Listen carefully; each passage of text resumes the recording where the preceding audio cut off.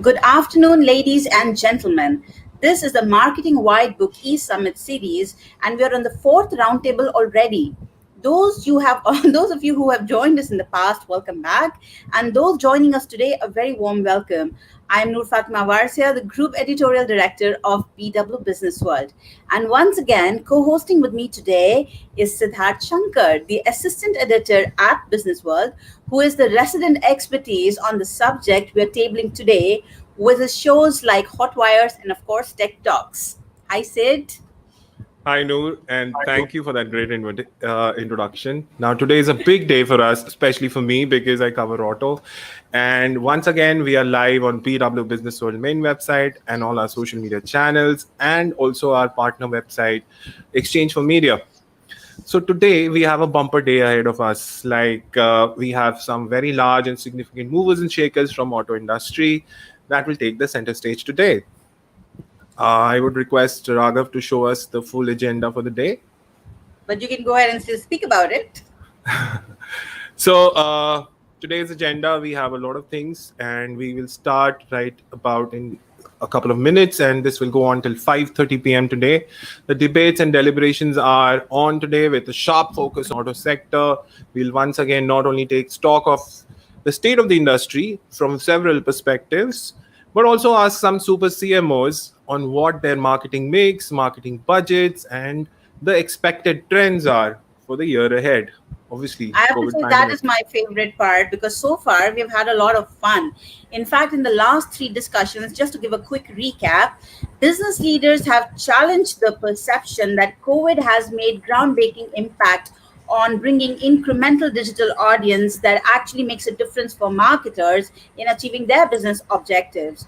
Nearly all CMOs so far have already, and we have already spoken to 15, by the way, 15 fourth roundtable and 15 marketing mavericks, as we call them, have explained to us without exception that the ad spend in India will in fact grow in 2020. And when I clarified from them whether it's a 2019 base or a 2020 base, and they said it'll grow in 2021 on a 2019 base. However, the word of caution also comes over here from the allied and partner businesses, some of whom have even said that the marketers are being too optimistic. I, for one, however, am very eagerly looking forward to what our experts are going to say today on this subject. Our virtual partner for this initiative, once again, is Almond Vertex. Thank you, Team Almond.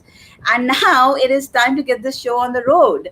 Our first headline speaker for this day, who is an industry veteran and actually returns to the Marketing Wide Book Summit for the third time. I think Noor has just lost electricity. Now that's India.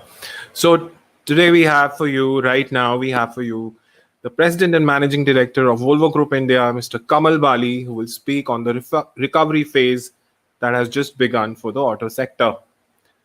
The stage is... Hello. Hi, Siddharth. Hi, Noor. Can you hear me?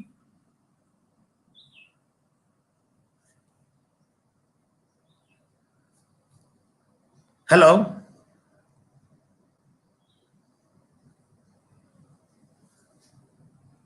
Am I audible? Yes, sir. Yes, sir. You're audible, and your video is very clear. You can go on, sir. Siddharth, am I audible? Yes, sir. Loud and clear. Yeah. Hi. Good afternoon. Good afternoon, everyone. Good afternoon, Noor and Siddharth. Thanks for having me back on this Marketing White Book e-Summit.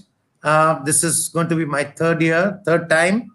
Let me start. I think the topic for me today is to have some reflections on the auto sector and especially the commercial vehicle sector, which unlike other segments of the auto industry has not shown as much recovery as the passenger vehicle segment or the two-wheeler segment. So let me step back and start by saying that we are living in very unprecedented and strange times.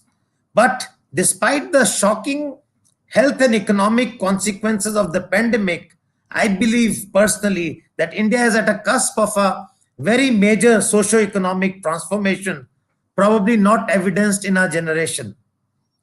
This is on the back of several things happening together, whether it is some structural reforms, one mega structural reforms, fiscal and liquidity support, geopolitical equations changing, and a lot of other, I would say, fiscal and liquidity support to the industry and to the sectors which needed that. So, having said that, let me say that the last 3 months we have seen already a very good recovery, starting with August, and September and October has been phenomenally good.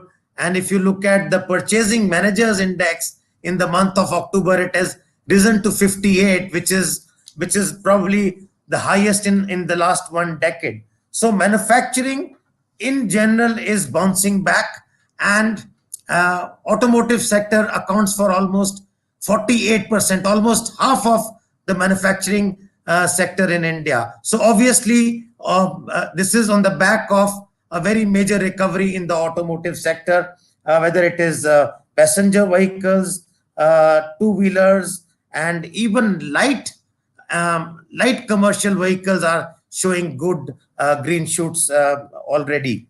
Uh, I would say the commercial vehicles industry in particular has not shown that kind of a recovery as such now. But of course, we believe that if I have to take a step back and talk a little bit about commercial vehicle industry, so number one, it is always very closely correlated with the GDP growth.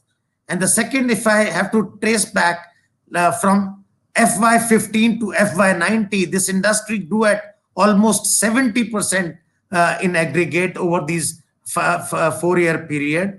And in FY20, it degrew by almost 40%. So even before COVID, this industry was showing moderation in growth. In fact, it was showing negative growth on because of several reasons: axle loads and a lot of GST and BS4 and BS6 coming in. So many things were happening. So, but this industry is likely to end this current financial year at about 25% lower than last year. But we believe that the commercial vehicle industry will come back with a growth of about 40% in the next financial year, which is April 21 to March 22. So that's something which we believe is going to be there. We have no doubt lost a quarter, but the pace is picking up. Construction, mining, and e-commerce increase in government contracts is leading the return of demand. The rural sector was already doing well thanks to a good monsoon and agriculture performance. And the segments which are clearly seeing an upswing are LCV, trucks like the tipper trucks for the mining and construction segment. So these are showing a very, very good return. So as I said, next year would be a return to a high double digit, about 40%, 35 to 40%. But how do I look at the automotive industry in the future? I think the automotive industry is going to be reshaped going forward by digitalization, by disruptive technologies, and by a new transport system and a totally new ecosystem which will define the mobility going forward. So I think, having said that, what are the challenges in the commercial vehicle industry currently? So I think number one is the logistics efficiency. This has to come up to speed. So that's something which is currently a laggard. Financing, the retail finance was a short-term issue and has been an issue because the financiers have been worried about delinquencies following the pandemic. And I think especially the small and single owner fleet operators. So to my mind, those are some of the concerns. But I think these concerns will get taken care of with time as the virtuous cycle of economic growth take place. And as I said in the beginning, that the commercial vehicle industry is very closely aligned to the GDP growth. Once manufacturing starts at the pace at which it is showing over the last few months, I think this will be seen very, very clearly in the growth of the commercial vehicle industry.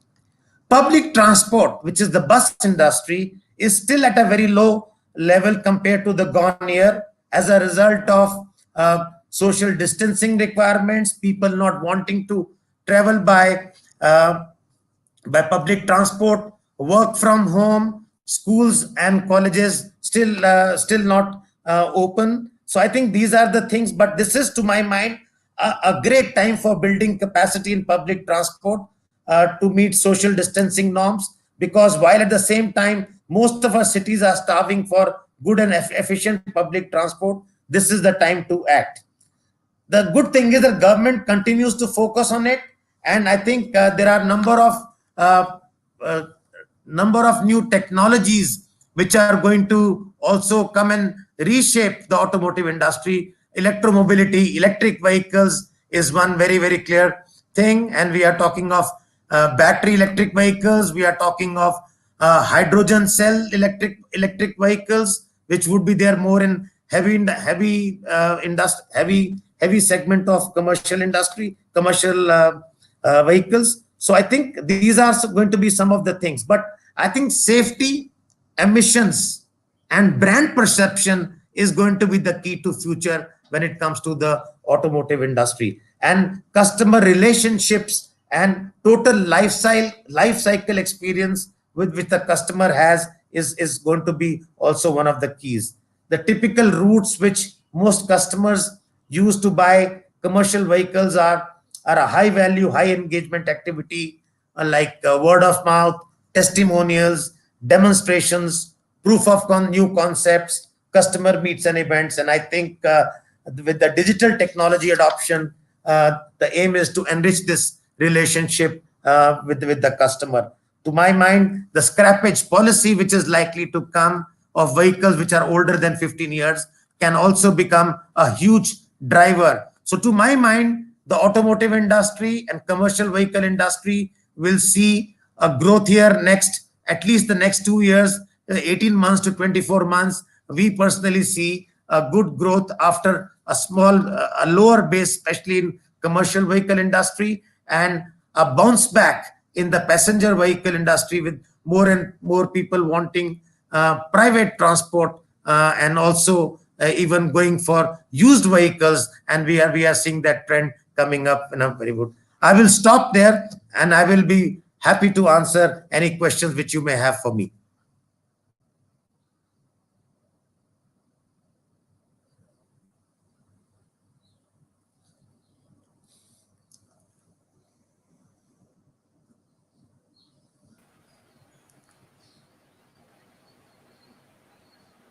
Right, sir. That was a very insightful conversation. Noor does not have electricity, so she's logged in from her telephone. Noor, you're on Okay. mute. Mr. Bali, you spoke about, in fact, we do have some time, so we will take some questions. I did see a couple of audience questions come in, but there was one, rather, there have been three or four which have been on the digitalization aspect and the redefined ecosystem. From a digitalization aspect, sir, this conversation has been going on for a while, and in fact, it was seen as one of the things that have driven the business further. But has the pandemic actually created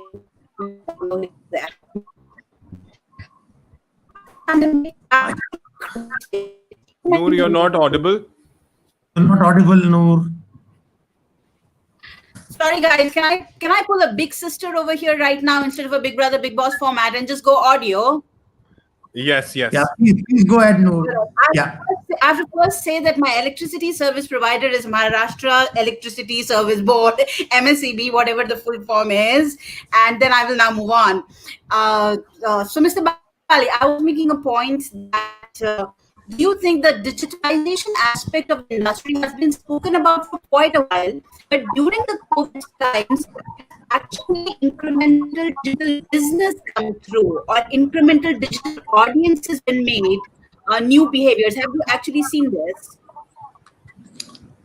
Absolutely, Noor. I think you've made a very good point, and You're right. The digital transformation. Every company had a digital transformation agenda for the at least last 2 to 3 years in a big way. But actually speaking, this pandemic, the cloud of this pandemic, actually accelerated the need to jump into this digital transformation. What people started walking the talk, and there's so many processes which have taken the digital route. I mean, contactless processes, getting into a relationship with the customer virtually has become the norm, and a lot of prospecting is being done through that. In fact, we have seen last 6 months this grow by leaps and bounds. I do not know, I don't have a number to measure it, but I can tell you it has grown 3 or 4 folds in terms of digital transformation, in terms of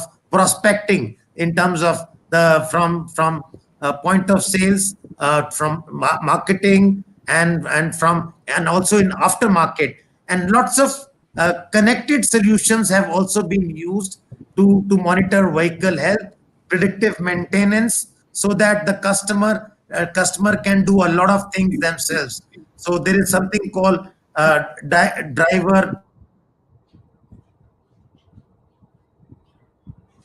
This is not me, is it? No, it's not you. I think By through the If you through the by any chance. through sir, this we lost you pandemic, but for two it has seconds. today become a norm. Yeah.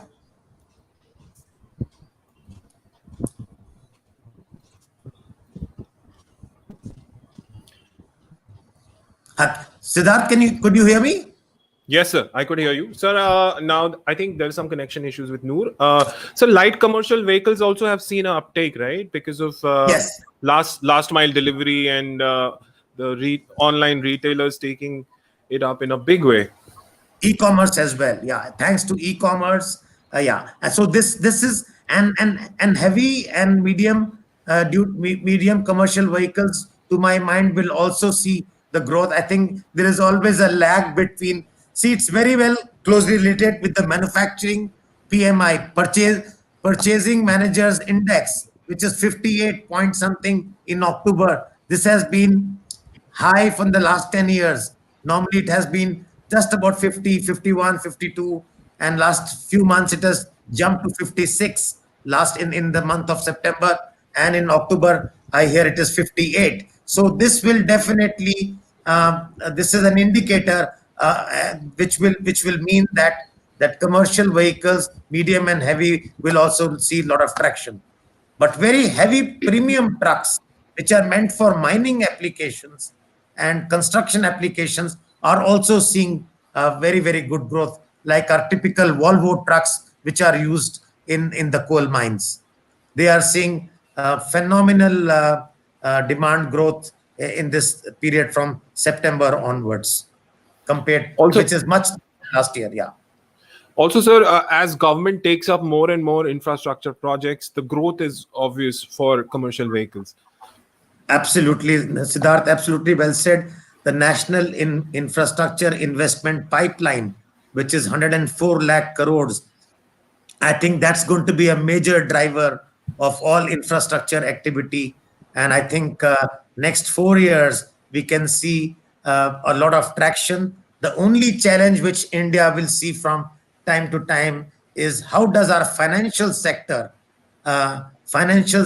cope up with the twin challenges of fiscal deficit, which is what when the government has to spend on public infrastructure, and how do you manage your revenue from various taxes. So the fiscal deficit and the depth and width of the financial sector, how do you support such a heavy and such a tall infrastructure growth? If we can manage that well, India will continue to see phenomenal demand in the infrastructure sector, and therefore all the related associated sectors, including commercial vehicles and engineering goods, everything. And but of course, whenever the challenges come in the financial sector, you will see sudden cycles and drop, or maybe a drop of a temporary 3 to 4 month period. So we got to fix that sector, the financial sector, in a big way.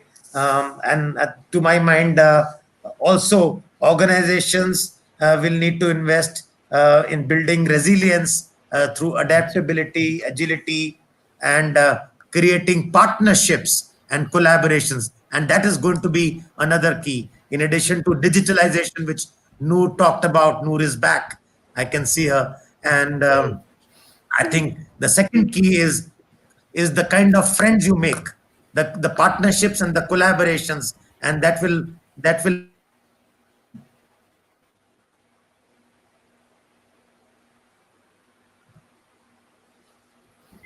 It's him, right? to new customer requirements. I think that is going to be the key. Right, sir. So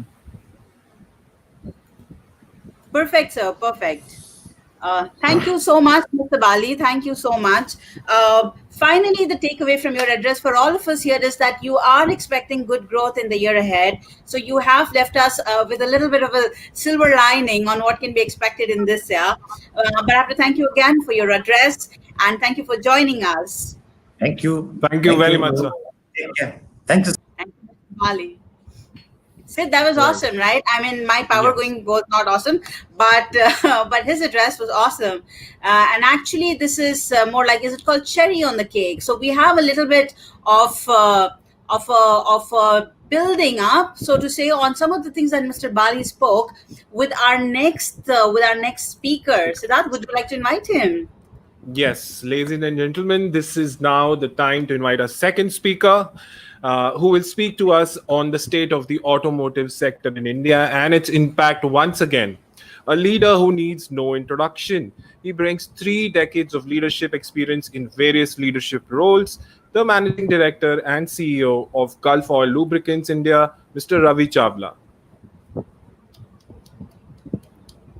Can we have Mr. Chawla on screen, please?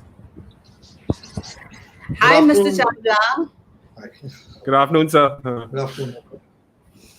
All the best, sir, for your address. We are going away, but I don't know if you were able to hear some of the points that Mr. Bali Yes. made, but he's very optimistic on the industry, and I'm looking forward to seeing what you're going to speak about now. Thank you, Noor. And of course, thanks to you and Siddharth and Business World for the invitation. I'm looking forward to this session because I think your theme is very, very relevant to what we are seeing around us. So, very well done on the theme, and I hope a good afternoon and a safe, wish to all the viewers. Thank you so much for the stage. Thank you, sir. Yeah. Well, I think I heard Mr. Bali, and he's absolutely right the way the things are panning out. But let me, obviously, Gulf Oil Lubricants is related to the auto industry. It is a consumable which is used, and our consumption and demand is directly related to what is happening both in the replacement and the new automobile industry. I think some of the things that we are seeing around us in terms of the new automobile sale, I would like to start with that and then try to relate it to some of the trends we are seeing related to what we sell and again the auto industry. Definitely, everybody is saying that the industry is going to be down 25-30% because of the pandemic. And I would say the recession is the theme, but this is one of the recessions none of us have seen before. We have seen various cycles of demand in all our industries over so many years, but this is really a unique situation.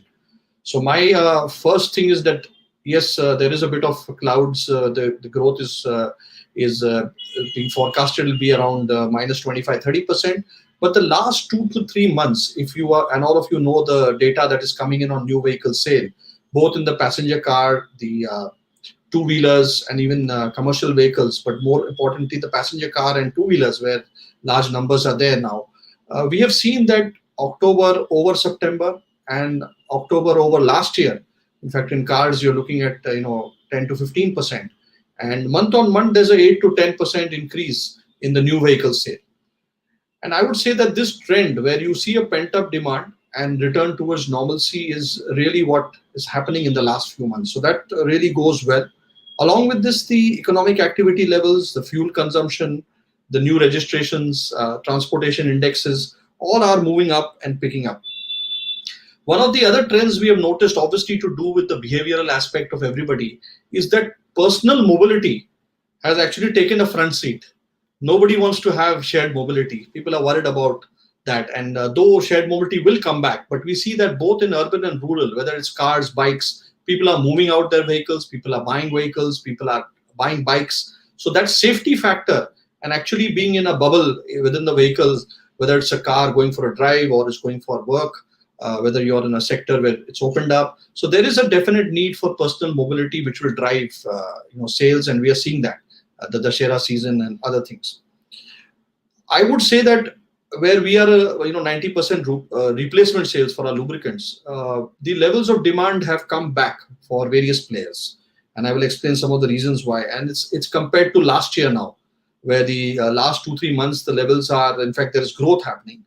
But certainly we have seen different sectors grow differently, and that is what every marketeer will look at: the segments you play in and what segment is responding.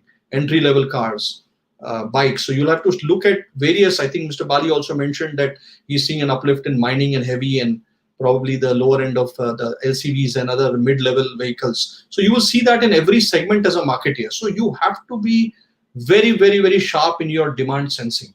Initially, when the lockdown happened, we were looking at green zones, orange zones, and opening up markets. Of course, for us, the agri sector and the auto sector picked up. Then you had two-wheelers. So our lubricant demand also panned out in terms of demand sensing. So we have to change ourselves to be really having efficient surveys, feedback, our own customer behavior, new segments we want to get in. So you'll have to sense your demand and really play your moves and cards in that direction. So that's an important trend which all of us should look at.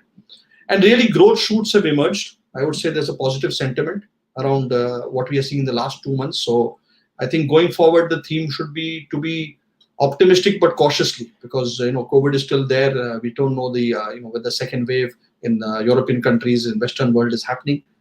And really, if you look at our sector, the automotive sector, I think demand sensing across, I mentioned, is going to be a key driver. And really, that's going to be, we can move on to the next slide, actually. Sorry, Siddharth. The next slide, I think, is, I finished this slide. Can we move on to the next slide?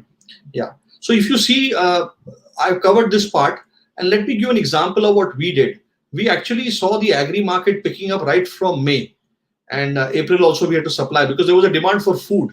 And so essential services. And this is really what happened to us. And you can relate this to the examples of what all of you as marketeers and CEOs are looking at. So how do you sense this demand? We had various crack teams panning out the green zoning, orange zoning. Then we went sector-wise. We knew what was coming and we were able to look at that. And the first and most important thing that we did, and all of you are doing, is the rhythm of supply chain. I think a lot of industry leaders have recommended. So if you've got your rhythm of your supply chain going, sensing the demand, then you are there. Then you are really going to be in a state where you can, bring that and make your offers very simple. And, I think if you have a network and a brand and these things going for you, you need to have, of course, financial backup. We are seeing some of the smaller players are getting marginalized. Finance is very important for auto industry, so we should have that. And if you're a reliable, trustworthy factor in terms of your network and brand, this is key. And even in our industry, we have seen the larger players, the more established organized players are doing well, those who have been able to respond. Lot of the consultants and a lot of themes, as you also have been talking about the 4R theory. A lot of the big consultants, rightly so, have put resolve, resilience, return, and reimagine. So I think in phase 2, as we are today, we need to reimagine things. Digitization is a no-brainer. I would say digitization is the new A&P. If you're going to deploy A&P investment, it has to be in digitization. And various organizations at different levels, being with the consumer, understanding him, staying relevant to him. And I think the most important thing is how do you connect to the different consumer groups you are dealing with. That is important. We are doing some flash surveys. We're talking to our, virtual also gives you the benefit of talking to 1,000 dealers at the same time, talking and taking Q&As and your own team. So you have to stay alive.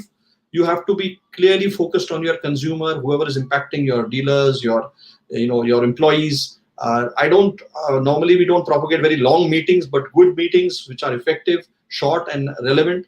And really involvement is the key here all around. So I think these are the important so-called, trends and things that we have done.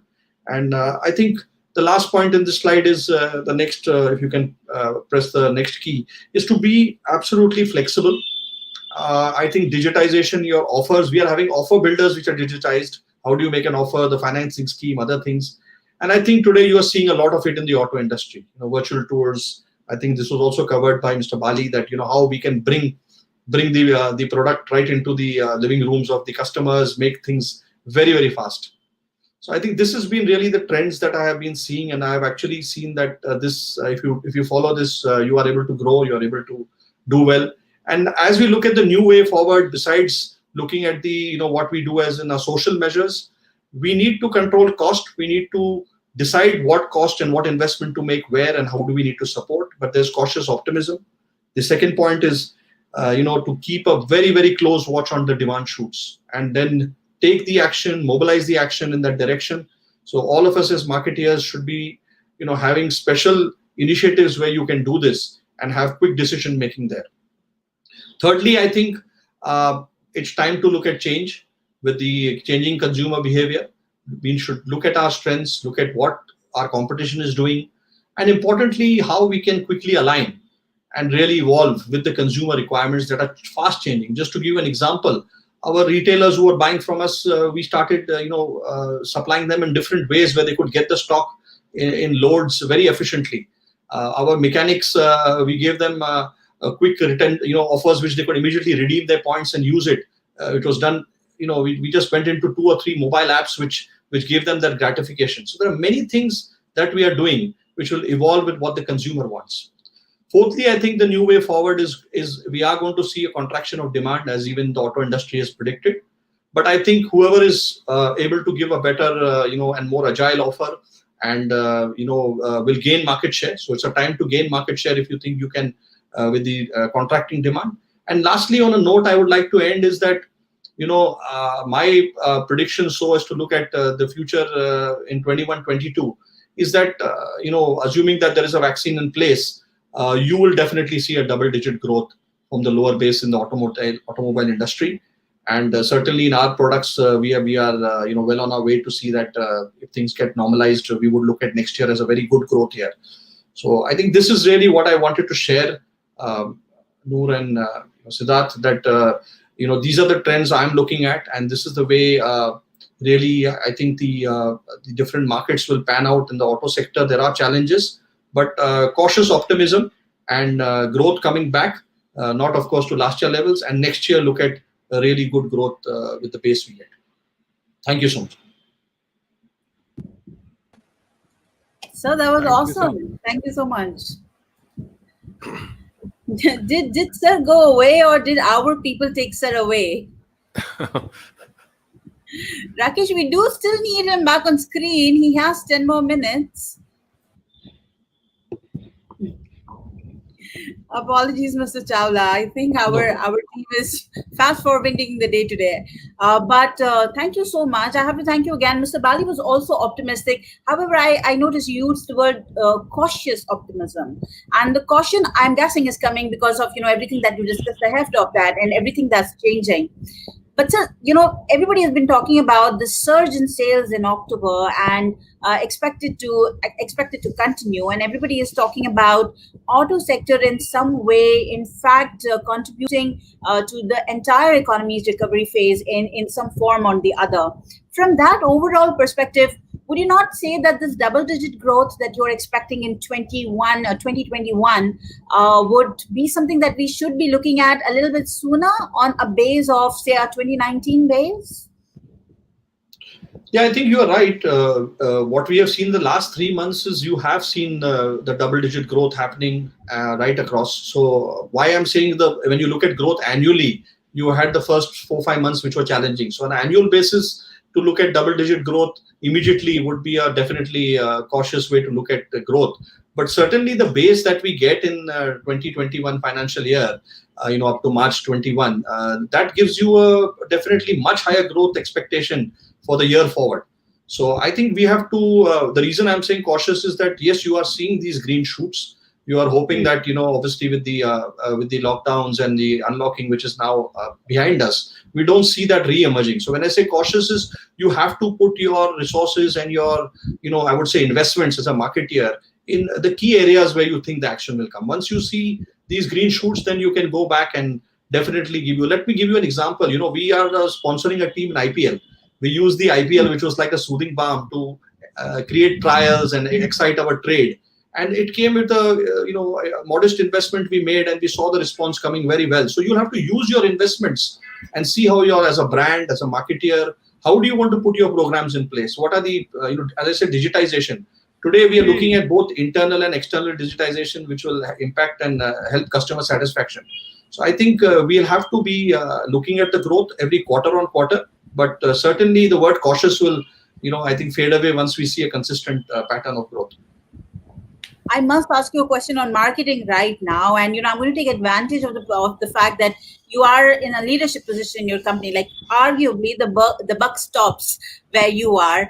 From a marketing perspective, and you just mentioned a little bit about it. How do you see your own ad spends compare in 2021, say to a 2019 base? Do you see your ad spends growing from the 2019 base? So this year, obviously, we have restricted the ad spend because the first 4-5 months we saw, and also in our industry, we do a lot of below the line activities, signages and mechanics. So those have anyway not happened. Travel has not happened. A&P, what we do spend in new products and all, obviously the products that we are launching are more value add products. So there are new products planned. So there has been a drop in the A&P, spends for obvious reasons. And the way we are looking at it is that we would have to be very, careful that whatever we invest, it helps the product trial and the value creation for the customer. It's the imagery part is always there. Every brand has their imagery level. So I'm not saying that we will not. There's social media, which is now very clear. Let me give an example. We created an ad which was for retailers who, like, we have dealers, we have retailers who buy our product. Now we targeted the ad through the mobile apps, which they use of us, which they use to order stock. So we had pinpointed, use of media. Normally we would have spent something on the larger media, which is there. Of course, the social media becomes very big at this stage. So we are, looking at hoardings. Now, hoardings, nobody's going out, so nobody's going to advertise much in hoardings. So you'll have to select your medium. And I think as we look at 21, 22, the brands which are gaining market share will have to invest back to levels which I think will help business grow.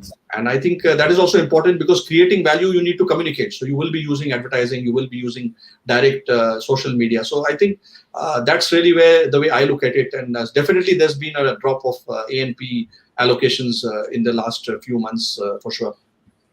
So one question on marketing mix. Because in 2020, with the pandemic, everybody's home, everybody's on digital. Like even the consumers are consuming everything digitally, and OEMs are also getting on digital. So is there a change in the marketing mix for 2020? And if there is a change, is this change going to stick around in 21 and 22 as well?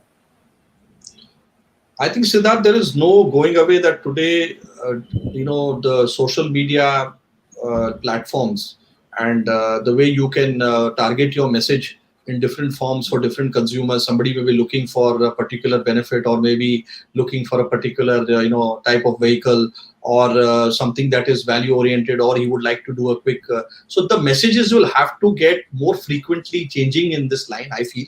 And for that, if you're investing in communication, you will look at, a recording or a piece to camera rather than making a big advertisement which needs to last. So I think that is the need, but you cannot go away from building brands.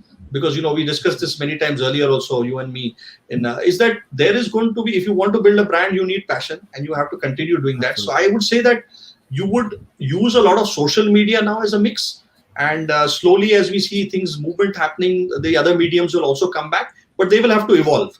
You'll have to evolve, even every medium of outdoor, display or television or, programming, or, now the other platforms have become very strong. So television is also then challenged by the other platforms. So I think the mix is going to change. And as far as automobile industry is concerned, yes, certainly some of the passenger car and two-wheeler, their brand and their value creation has been through effective use of media. So I think social media will become a higher spend surely for all the marketing mix of all the auto companies. Thank you so much. Thank you so much, Mr. Chawla, for your time, for your insights. We will see you again, sir, clearly on our messages and on emails. And of course, we'll keep you posted on the next on this. But thank you once again for your time. Thank you so much for inviting me, Noor and Siddharth. Thank you. All the best. Thank you, sir. Thank you. That was again cool. So I mean, I felt a little bit heartbroken when he was talking about did Sid go away again? Get Siddharth back, people, on screen. Yes. I felt a little bit heartbroken when he said it's all going to digital is going to increase and all of that, vagara, vagara. This is not what some of our other CMOs were telling us. But then let's see if we will continue to keep hearing exactly this thought. I can see that nearly all of the rest of our panel is here, with the exception of Mr. Manohar Bhatt. Now, I recommend that we begin. There is no reason to delay. What do you think, Siddharth? Shall we get everybody in? Absolutely. And Yes, we should get everybody. yes, as soon as Mr. Bhatt is joined, we will immediately take him on screen. In that case, Rakesh, do go ahead and get everybody on screen.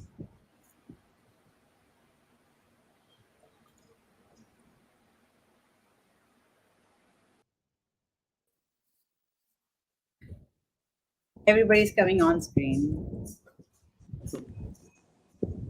All right, great. We have most of our panel over here. I didn't want to keep all of you waiting, so I recommended that we, in fact, begin this right away. But let me do this for the benefit of our audience, and we'll give Mr. Bhatt his time as well a little bit. Tell everybody what we are talking about. We have super CMOs with us today, some of the largest spenders of the sector, and they are talking on our subject, very cleverly crafted, more, not less, speed of the hour. We argue that even as constraints come on marketing budgets, the need of the hour is to reach out to the consumers at places where they are and bring experiences that can set the auto sector well on its path to recovery. Both of our speakers earlier today, from the managing director of Gulf and also the managing director of Volvo Group India, who represent different business interests, but they both spoke about the path to recovery has already begun. So while we're discussing some of this, and while we will attempt to get this set of supermarketers tell us what some of their shifts are going to be, let me announce them.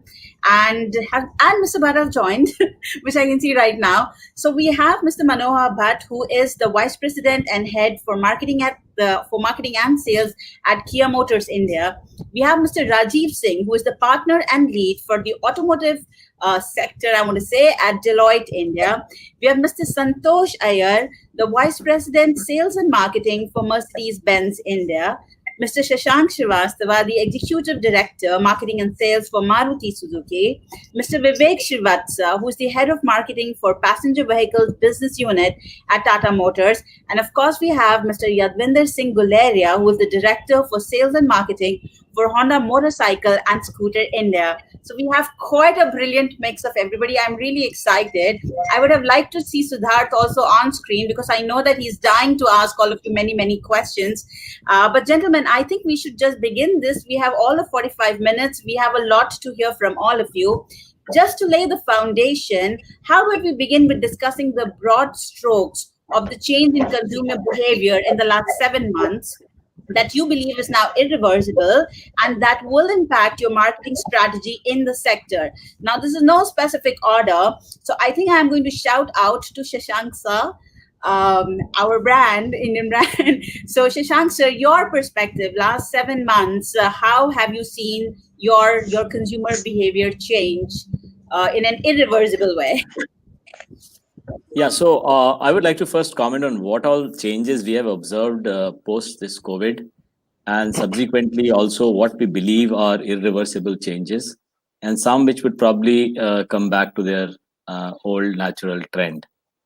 So first thing which I believe is irreversible is the greater push in digitalization, which we have seen across all consumer segments, including rural as well as the tier 2, tier 1 towns, as well as the main cities. I think there, if you look at the inquiries which come on the digital platform, increasing from about 2-3% in 2016 to almost about 15% last year, to now about 36-40%. I think this has been accelerated, but it was a trend which was already there and has been accelerated. And I believe it's irreversible. The second thing which I also believe is happening and was happening earlier was this trend towards the demand coming from both the rural areas and the semi-urban areas. That for Maruti's portfolio has actually increased over the last 10 years, from just about 7-8% to now about 40%. That I believe will continue to happen as rural India develops both economically and the spending power increases across geography. The third thing is we have observed that the first-time buyers have increased post-COVID. But I think this is going to be a reversible trend. We have, although the demographics of India point out to a very steady first-time buyer in auto industry, about 43, 48%, it has been that range for almost 20 years. I think that's something to do with our demographic profile and the state of development of our economy, the stage at which we are in. I think that would probably continue. Post COVID, we have seen a slight jump in first time buyers, about 4-5%, which I think would come back to the steady state longer. Replacement car buying has actually reduced dramatically, which also I believe will come back. In terms of category, we have seen hatches is increasing, as also said, SUVs. I think that's because of new model introduction, thanks to people like Manohar, uh, who are actually creating a lot of problems for all of Yes. us in the industry outside of Kia. But I believe this is a trend which would continue. We will see probably a larger growth in the SUV segment and a decrease in sedan. Right now, hatches have increased, but I think that is reversible. These, I believe, are some of the things. We have, of course, noticed salaried people going up in this class post-COVID from about 43, 44% to 48, 49%, and corresponding decrease in the business buyer. But I think overall, these are the trends which we have observed. I'm not talking about the media consumption, which I believe will continue to increase on the digital space, which I think we will talk about a little later. These are broadly the things which I have observed, which we have Well said. observed, and some of them, as I said, are irreversible. We are in fact going to force you to talk about the media consumption because some of our audiences here, and I saw a lot of agencies have registered for this session. They would all want to know how are all of you thinking. Some of them must be thinking about how they can come and pitch to you after they are done listening to your comments. But for all the points that Shashank sir made, just to try and get a slightly different perspective, can I get Mr. Iyer to take stock right now? How are some of the things happening in your sector? Arguably, the luxury sector in some of the other areas are not really impacted as much because that audience kept spending. They were just waiting for things to start rolling. But what has your experience been? Well, I think what Shashank mentioned, we can also see similar trends, be it digitalization, even tier two markets. For example, Raipur and certain other markets have shown a tremendous comeback. Small pockets, and their sales have almost doubled even when I compare to last year. So that's something that we have also observed. But coming very specific to luxury segment, there is a very big, we can't call it revenge buying, but there is an aspiration now to own these cars. We thought that this segment will be affected. There will be a lot of consumers postponing their decision. Of course, their businesses may not do so well.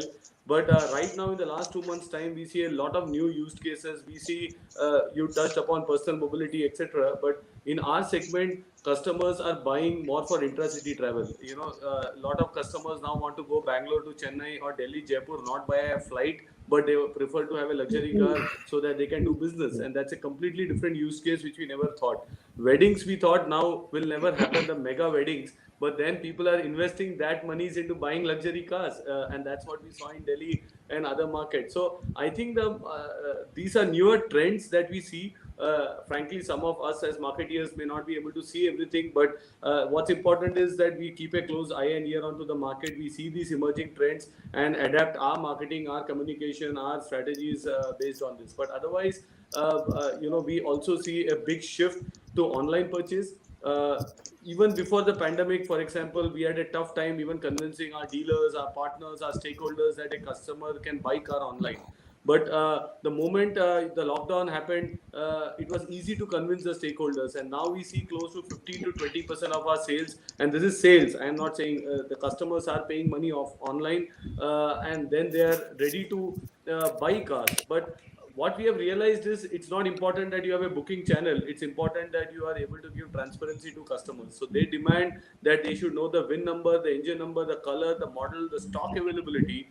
of a car, which we as manufacturers, OEMs, dealers, partners were always a bit wary to share, because transparency was always lacking and still lacks, in the automotive industry on some of these areas. But if you offer some of these tools to customers, they are willing to buy online, spend online, and also explore online. The third topic I would say is only Fiji Digital. There is nothing pure online, nothing pure offline. The emergence of Fiji Digital online consulting, they still want to talk to our dealers. So it's not that the brick and mortar goes away. The digital complements the brick and mortar in a much more seamless omni-channel experience than what it used to be. So these are something I can share insights from the luxury segment. Awesome. I'm going to get Mr. Guleri in the conversation after this, but my next question actually is to Mr. Bhatt. And you have been, in fact, been very busy. Like a lot of auto players have been busy. But Mr. Bhatt, obviously, Kia has been doing quite a bit. Just very quickly, you have heard two different kind of sectors and how they are looking at it, and they sound really optimistic on how some of the things are happening. Your experience, sir, right now, did you have to kind of do something extra to make things look like as bright as they're looking right now, or is this a normal market reaction and you're just going with the flow? What's really happening there? I think Kia has been lucky in the sense that okay, you're looking at very good sales from us. That is because of three great products that we have had: Seltos, the Carnival, and the Sonnet, and they come one after another. And because of the campaign that we have made for the Sonnet and the Seltos, I think there is a lot of excitement in the market. Now, so obviously, like I said, last year we had only one product when we started off. So if you're looking at the growth that we are seeing this year, almost a 200 or 30% growth, something is because of one is yes, the base was low, but yes, currently I can possibly do even more because the demand is more than what I can manufacture and supply quickly. So I got a waiting period of 1.5 months or something. I believe that, I mean, seeing the trend in the market, seeing the bookings that I got, I believe that this is going to be a sustainable one, at least for the near future, because customers are still very excited about the product, and they are still, like as you can see, they are willing to wait for a period of a month or 2 months also for this. You also had Tiger Shroff, as in it makes a lot of difference. Uh, coming back to Mr. Galeria, Shashank sir made a point that he's seeing a lot of first-time buyers. When we were looking at some of the data, and this is a point that I was hoping that we could, deliberate a little bit later on as well, but I'm just bringing up right now. It would appear that we are also seeing a lot of sales happening of two-wheelers of probably an audience that would have, chosen an Uber in the past, or even an Ola, etc., etc.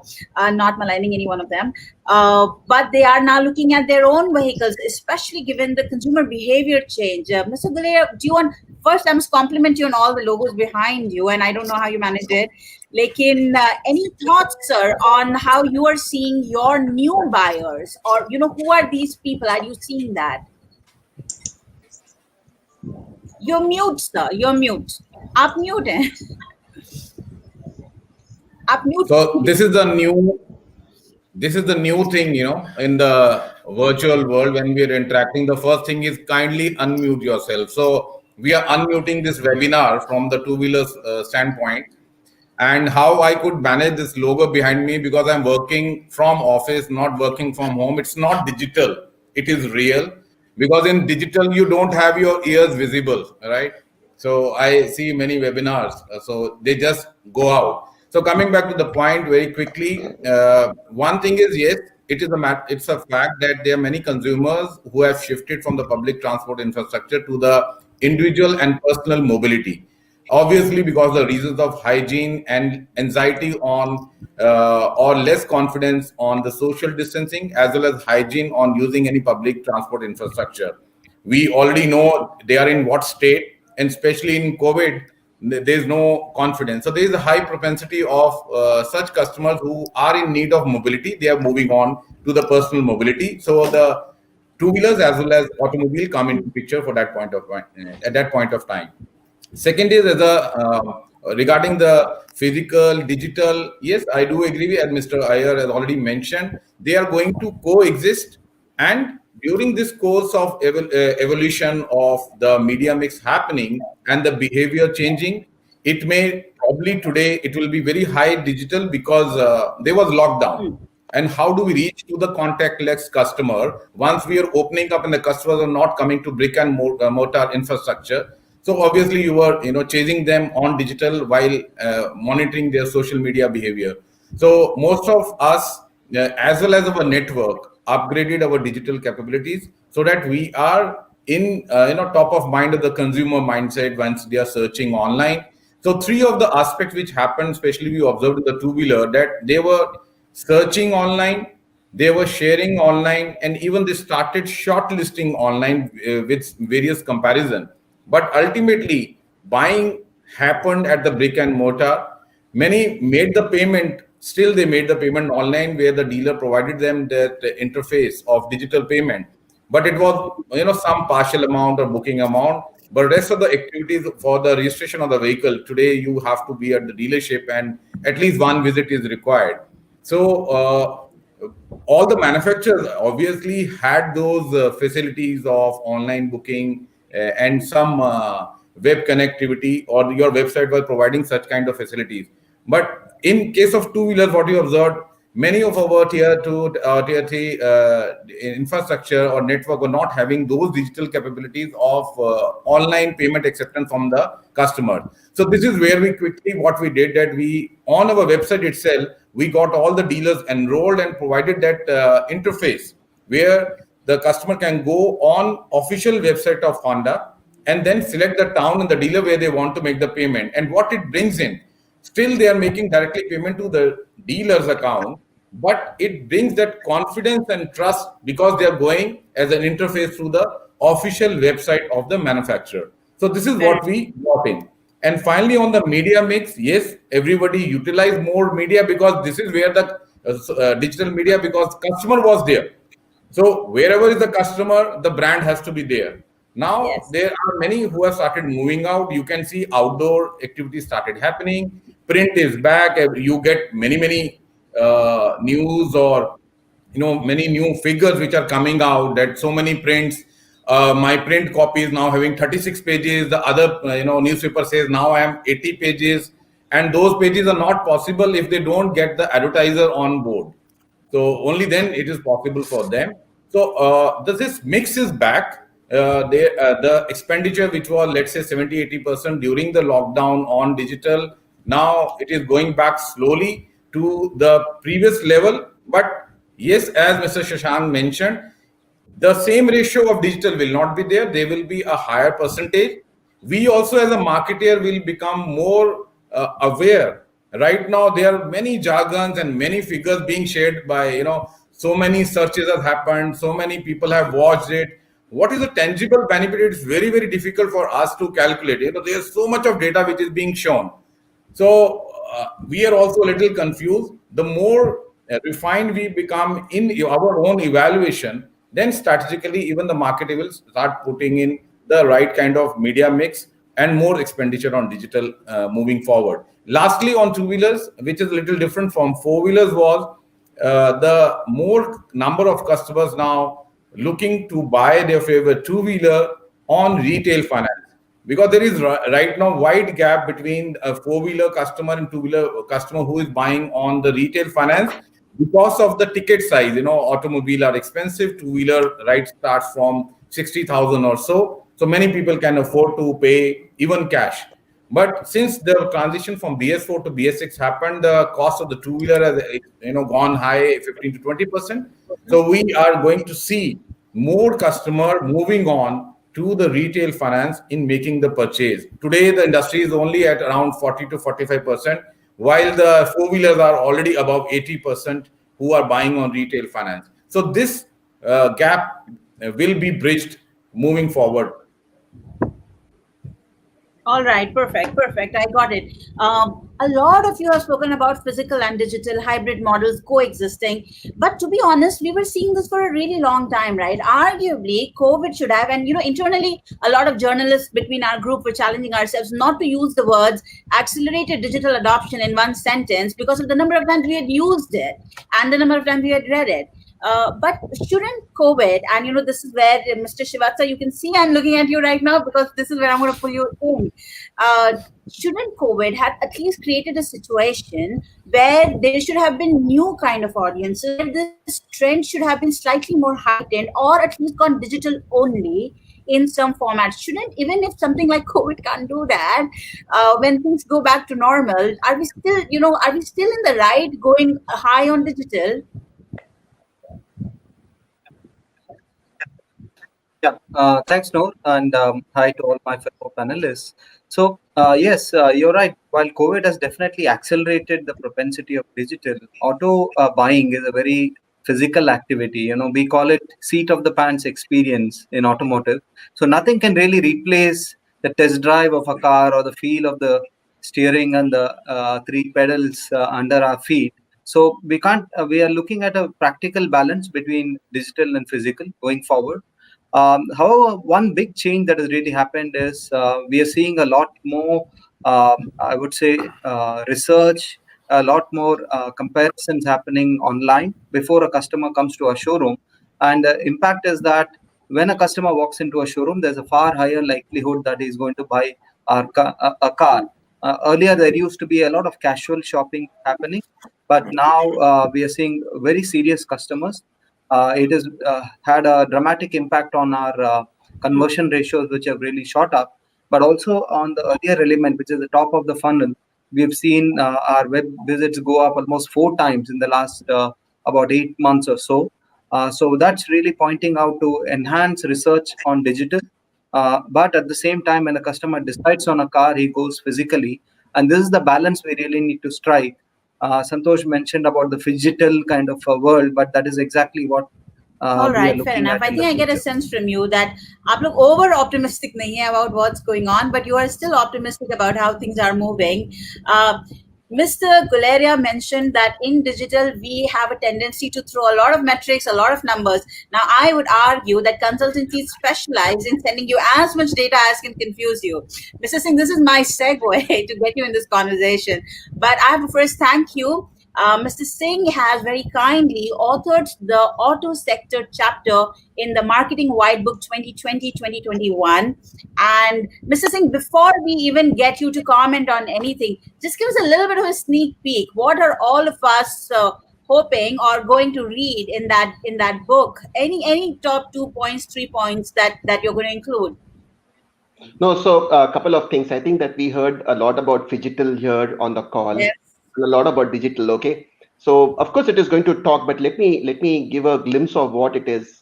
We are going to bring that there is a human experience that we need to give in the new digital world, and we heard that in different forms and shapes here with all my friends as well. But the important thing is that how can I give the human experience? Because as Vivek said, and he very rightly said that there is a lot of physical involvement. It's a large purchase for any consumer, and doing that large purchase, I think that there is a lot of human involvement, and I think that is the challenge that I think the OEMs will need to address as to how do you get the human experience in the new digital world.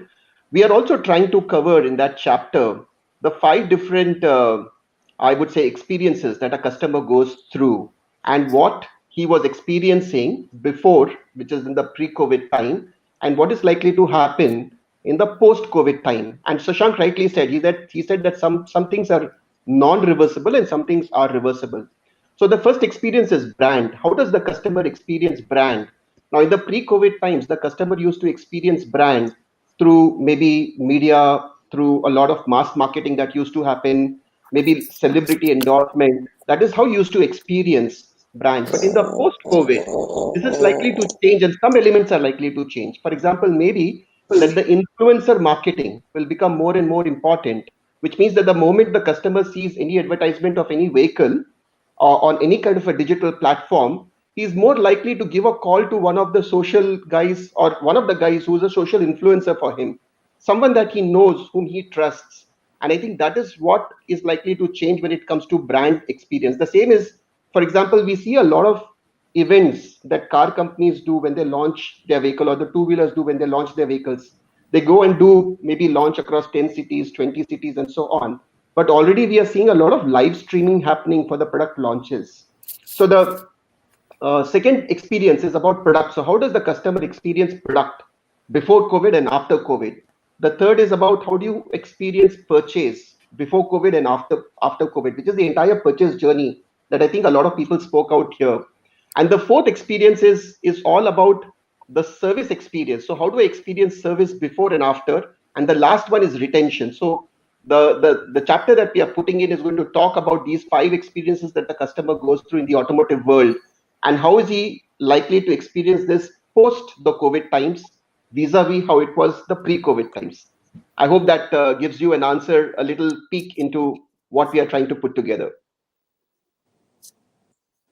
Sorry, you are on mute this time.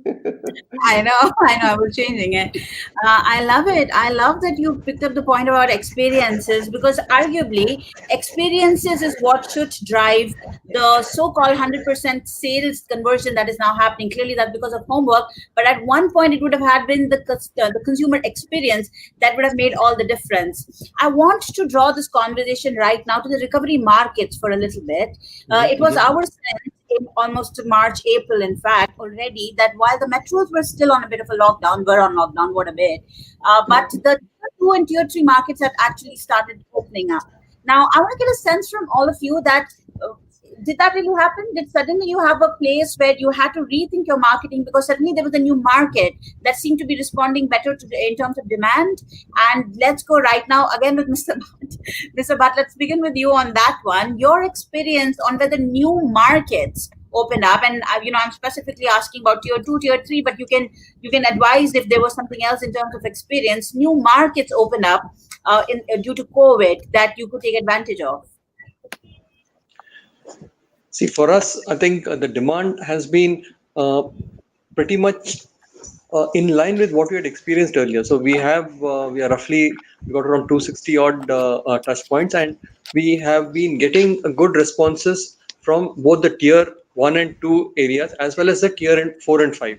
Of late, yes, the last, after the COVID has hit, the demand in the smaller places has gone up by around, I think, by almost 10 percentage points as compared to earlier.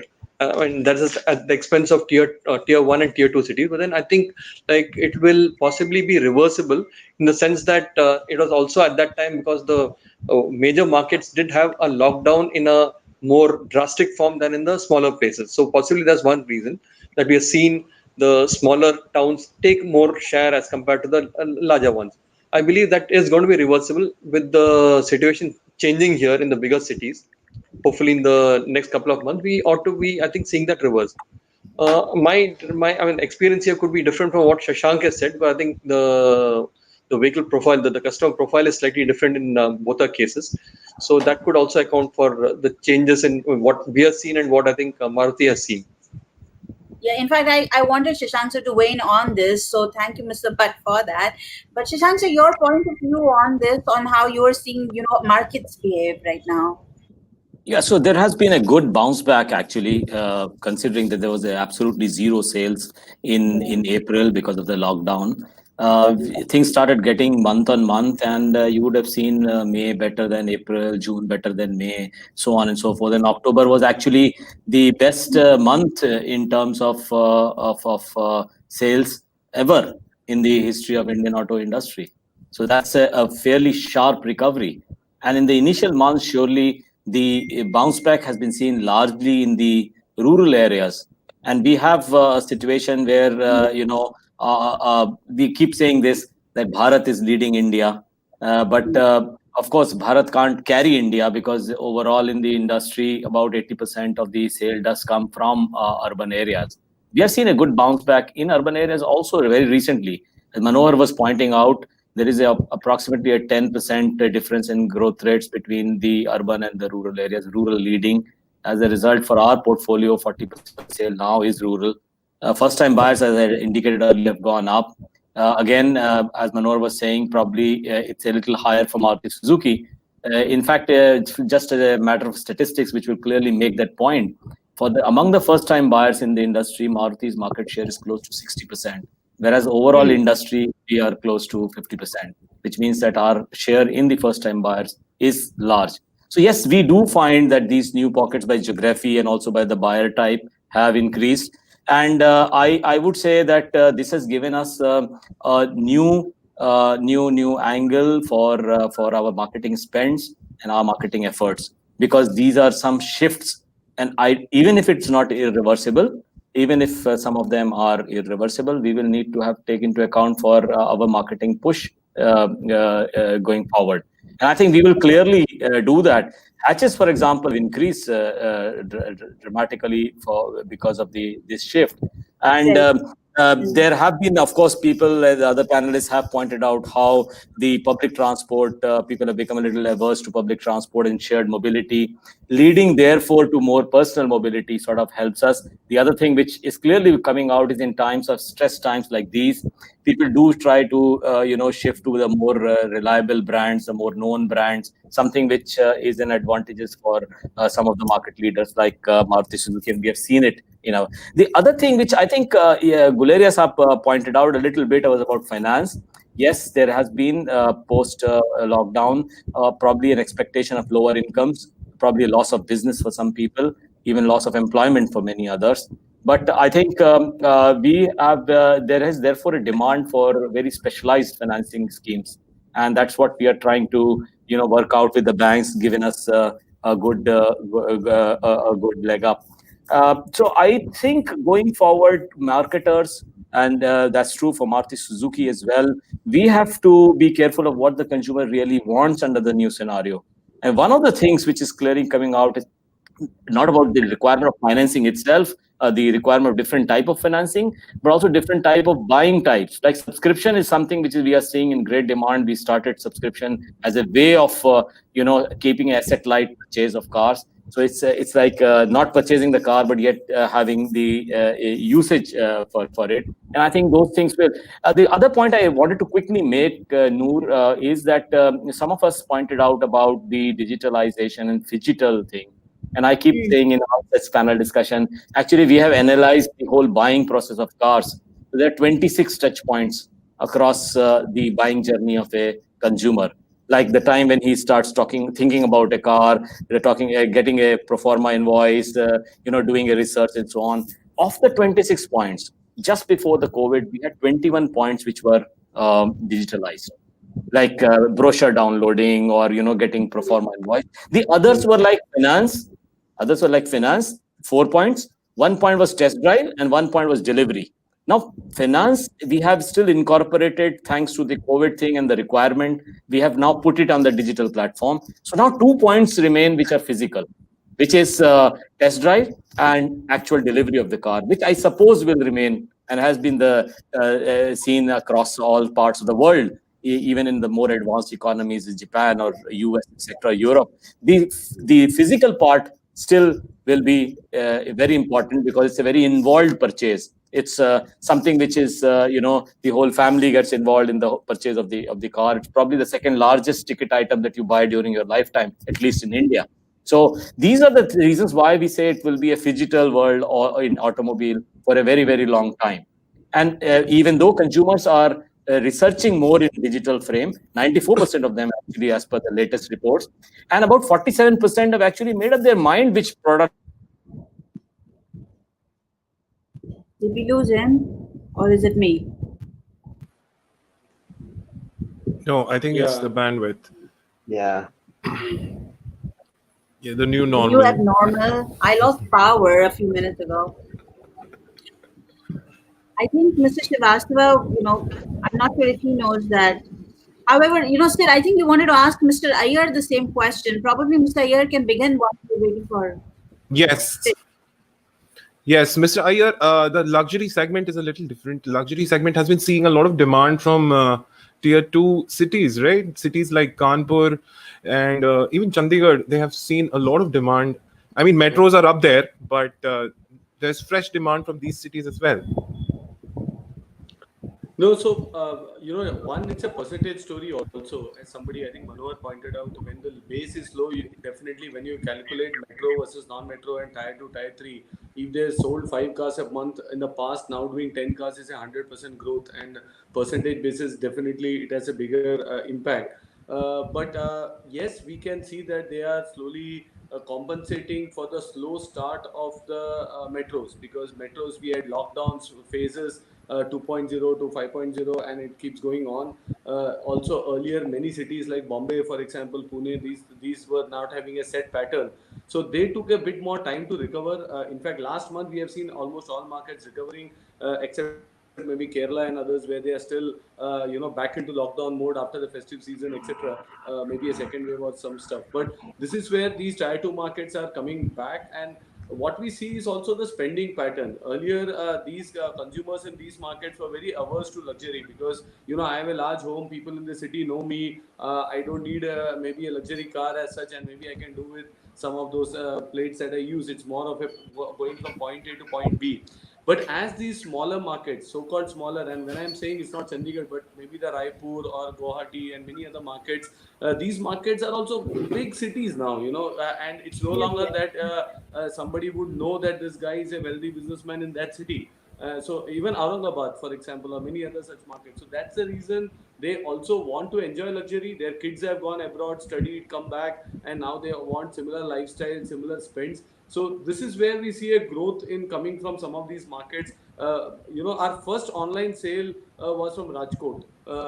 And even for used cars, for example, because not only new cars, because they never had access. Many of the used car, our dealers are in metros. Used cars availability is in metros, but we see a very big push. Customers can see and check out the used cars online in some of these markets, and then they can book also when it's from the manufacturer. Because what we have done is we have given an e-commerce platform. The platform is by Roadster from US, and the dealers are hosting, putting their inventory there, their pricing there, their discounts there. So this is a very unique setup, and that's why we see a very big traction for e-commerce also from some of these smaller markets. The other fine example I can say is the accessories business. We have this boutique collections and accessories. We do close to 5 to 6 crores as such, in a month, in a quarter. And here, this business is growing manifold, because there is a big aspiration to own the three-pointed star. It can be a cap, maybe a keychain, or maybe even a small model car. And for us, this is a very good way to open up the brand. And in the future, we feel someone themselves or their family members will buy into our car.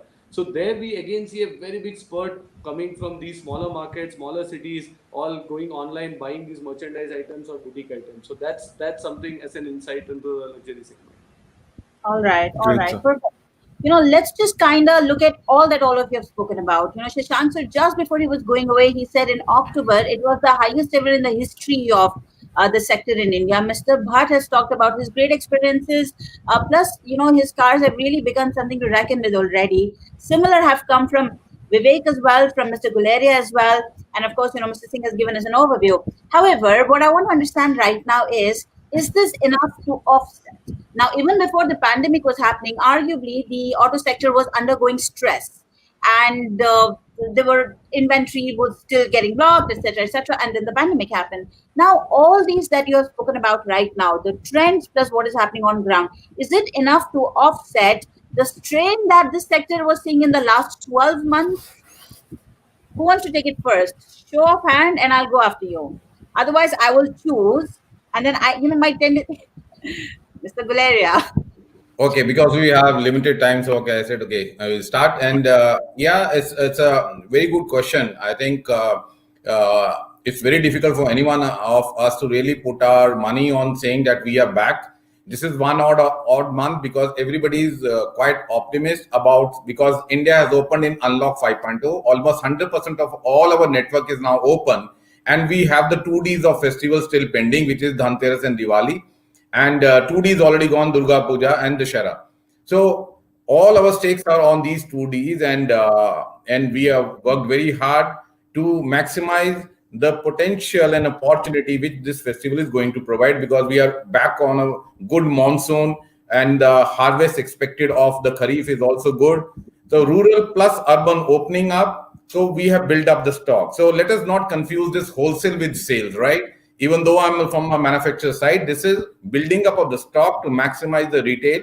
which is expected to happen on Dhanteras and Diwali. Only after Diwali we can say where we are and whether this demand is sustainable in the market. So we need to be cautiously optimistic about this. And if this is not your question, I just quickly take this, what Rajiv Singh from Deloitte mentioned about influencer marketing. I think we need to open a lot of educational schools now, because everybody want to be influencer. What I see that any new model launch, there are many people who come to a showroom with a spy camera and they are talking in their mask about the product, and then they upload their videos on the YouTube as if they are reviewing the product. And then they want to have likes, that if I cross 1,000, I've got 3,000 followers, and some manufacturer will come and make me money that I have become an influencer. So please, this is a new business which anybody can start. It is a good startup idea, how to make the influencer for India market. Influencers, there are also micro influencers, but sir, some of them really do help actually. Shashank sir is here, so I would request if he can come on screen. In the meanwhile, I would request Vivek if you could take that on as well. Mr. Guleria gave us a perspective from his sense, but the point that this high rise of Shashank sir, everybody was just weighing in that we've spoken about so many awesome things about what's happening, and the figure that you mentioned, October, huge recovery, or a sharp increase rather. And now Vivek was going to answer the question on whether this is enough to offset the strain that the sector was seeing even before pre-COVID and then, due to COVID. Is it enough to offset that? Vivek, all the best. So I'll talk specifically about Tata Motors, and it's a positive answer from me. I think the surge in demand that we have seen post unlock has been increasing month upon month. It has kind of peaked in October, and we hope that it's going to further peak in the months ahead. But all economic indicators and also the flow of demand seem to be that we'll have even stronger months going ahead. Of course, the 2Ds, as Guleria Saab said, is still ahead of us, and we also have a strong quarter four. We hear that agricultural output is also going to be very strong this year. So that element of the market definitely will kick in. The other factor also, which is going to be, we believe, a crucial influencer is this reverse urbanization that has happened. A lot of people have gone back and started really getting back into agriculture, or even started their own small firms in the villages. The knock-on effect we'll have is now that manufacturing sector, especially automotive, has really started off. I think employment is really back with a bang, and all this I think will really make the coming months very robust. But I believe so far in October itself, the demand, especially what we've seen for Tata Motors, has kind of made up for the loss of the quarter one, and we hope it will get stronger going ahead. All right. Excluding Rajiv sir right now, does anybody disagree with Vivek that the next few months is going to be like robust growth? Anybody disagrees? So nobody disagrees with him. Awesome. Rajiv ji, coming to you. I would like to disagree. Yeah. Manoj sir, Yeah, even Mr. Bhatt was disagreeing. Oh, so yeah.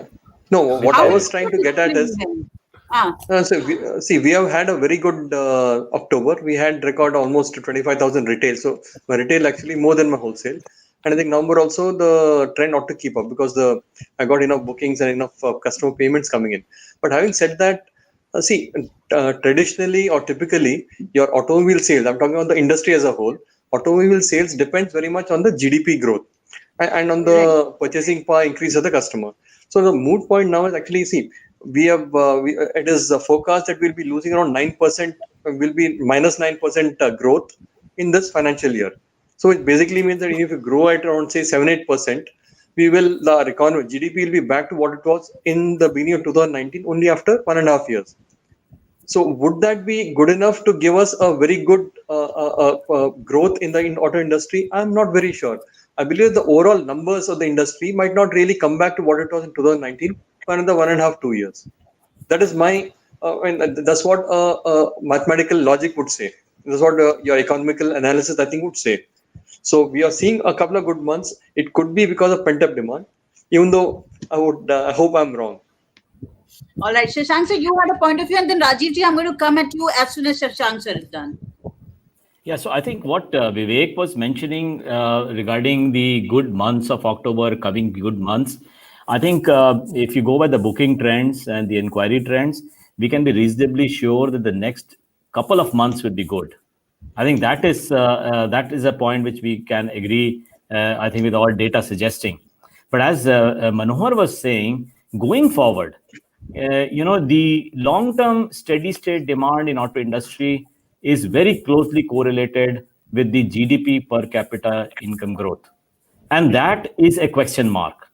And I think while we may be cruising, as Vivek is cruising at with a lot of tailwinds at the moment, our radar is pointing that there could be air pockets and a little bit of choppiness going ahead. And while Vivek, I think, is moving in a different aircraft, but we are in the same skies. So it is possible that we will have a little bit of uncertainty going forward. The reason is, and I completely agree with Manohar, that nobody can really be sure. And I missed a part of the discussion about Guleria ji's D1, D2. But for us, it is clearly one. It's a very involved and a very it's a purchase which is discretionary. The car purchase is a discretionary purchase, requires a good GDP growth, and ultimately the correlation with the GDP growth is actually 0.9837, which is pretty strong. And therefore, without knowing how the economy will move, it may be difficult to predict going forward. Second is that it is also because it's discretionary, the sentiment has to be good. And sentiment at the moment is a little bit clouded by the COVID uncertainty. And we keep talking, therefore, about COVID. There can be a vaccine upside, there can be a virus downside. We really don't know.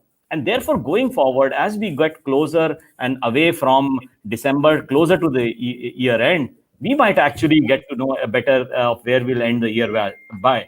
By the way, for the financial year so far, Noor, for the financial year so far, the industry has lost about 391,000 units as compared with last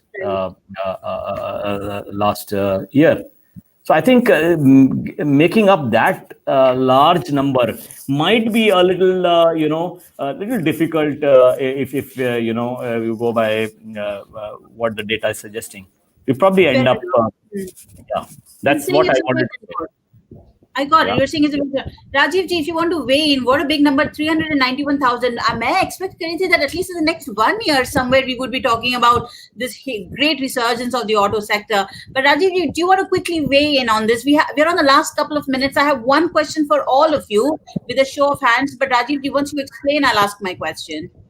Yeah, so see, as I completely agree with Shashank, it's very very difficult to predict how the next few months are going to be with a lot of uncertainties. We don't know when the wave two, when the wave three is going to hit, which part of the country it is going to hit. But given that it is there going around the world, in Europe, in US, and so on and so forth, so we just need to be planning for that uncertainty somewhere. Now, our analysis, whatever we did, I know that Guleria said that yeah, consultants do come with a lot of analysis and so on, indicated that see, passenger vehicles, as Shashank said, it's very difficult, or it's difficult, not very, but it's difficult for passenger vehicles to cover up for the first 2-3 months of loss that happened in this year. Hopefully, by 31st of March, if passenger vehicles can be, say, minus 10% to somewhere between minus 20% of last year's numbers, I think we should just pat ourselves. Because to achieve that number, I think that the passenger vehicle will have to either do the same numbers that we did month on month last year or slightly more than that. Which means that for not just the last 3 months or 4 months that we have done more than last month or previous year, same month, but we need to continue to do that for the next 5 months in this particular financial year to ensure that we are anywhere between minus 10 to minus 20 overall for the YTD numbers. But from a two-wheeler perspective, okay, from a two-wheeler perspective, we believe that this number could also be positive because there is really a real demand coming up, especially because of people moving away from shared mobility more towards personal mobility, and two-wheelers being the most affordable in that hierarchy. We are finding that the demand for two-wheelers could be higher. So it could be anywhere in the range of -5 to +5. The worst hit, and we don't have today anyone representing, I know Vivek is here, but he's representing passenger vehicles, of course, but representing commercial vehicles, the toughest challenge is going to be for the CV players. The CV players are really looking down the barrel. They are probably likely to look at a number of about -20 to -25%, especially in the medium and heavy commercial vehicles. The light commercial vehicles probably will not be that badly impacted, given that the intercity movement has gone up. The intracity within the city movement has gone up because of e-commerce and other things. But the heavy and the medium commercial vehicles are going to be badly impacted. So that's what the overall view is. It's very difficult to pinpoint a single number, so it'll all be ranges depending on what scenarios emerge.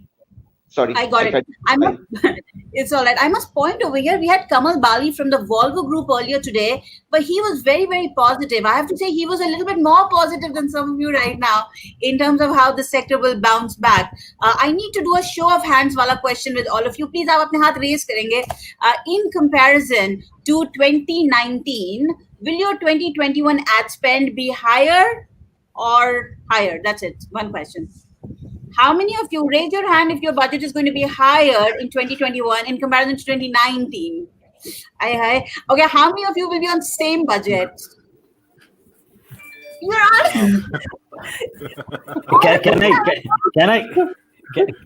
Can I make that question a little easier so people's hands will go up? Yes, sir. Yes, sir. I mean, let's look at it that Q1, Q2, forget about that because Q1 was really, nobody knew we hit the train. So let's talk of the H2, which is the period September to March. Would our spends be higher or lower than last year? If that is the question, then I would say mine will be higher. Come on, guys, be inspired. Now all agencies are going now, to be now, like Maruti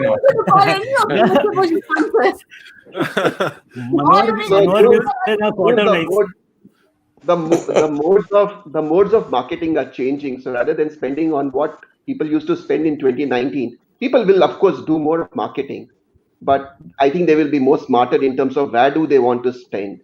And it could be more of the digital base is so small. The money that they spend on digital in comparison to some of the very nice people were telling me earlier in this conversation. I think it was Guleria ji who said that print is coming back 120 pages.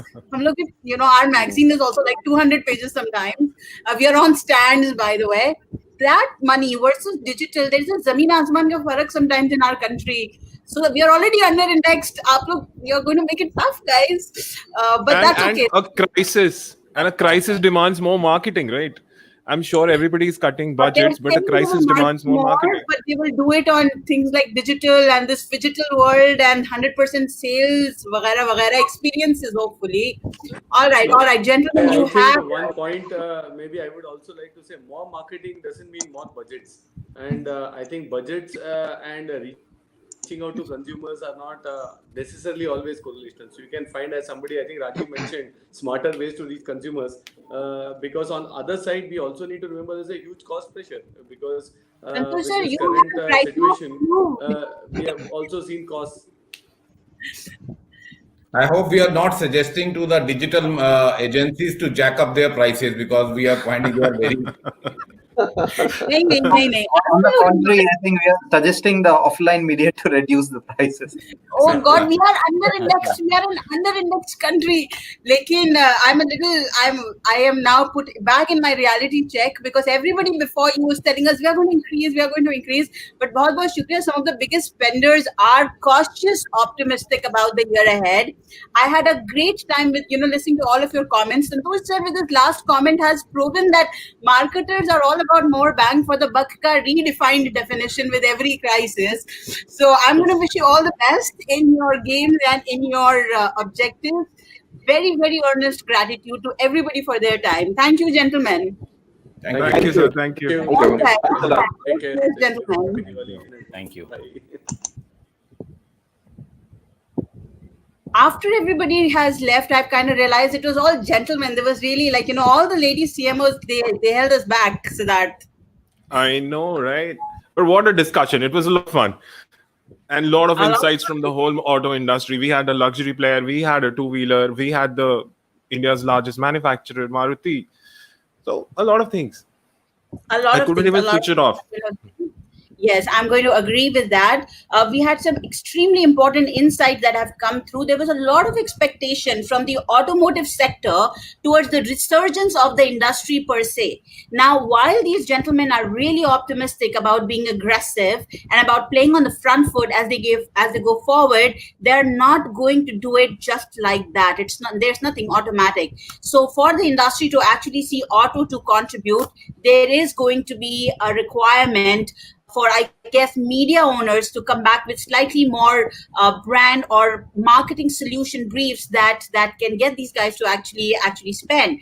That being said, it is now my duty to inform you that on November 6th, we are now playing all these same games again, but the BFSI sector, the banking and financial services sector. And once again, we have some extremely important companies that will be joining us. We have got DBS Bank, we have got Bajaj Allianz, we have got Aegon Religare. We have quite a few people who are coming up. We will have the managing director and CEO of Future Generali as well, who will give us a little bit of a sectoral overview on what can be expected in BFSI. In the meanwhile, it is now time to thank all of you, especially thank our tech partners, Almin Vertex. Thank you, Siddharth, Thank for you, being a great Noor. co-host. Thank you, Noor. It was always fun. Thank And you. thank you, audience. All the best, everybody.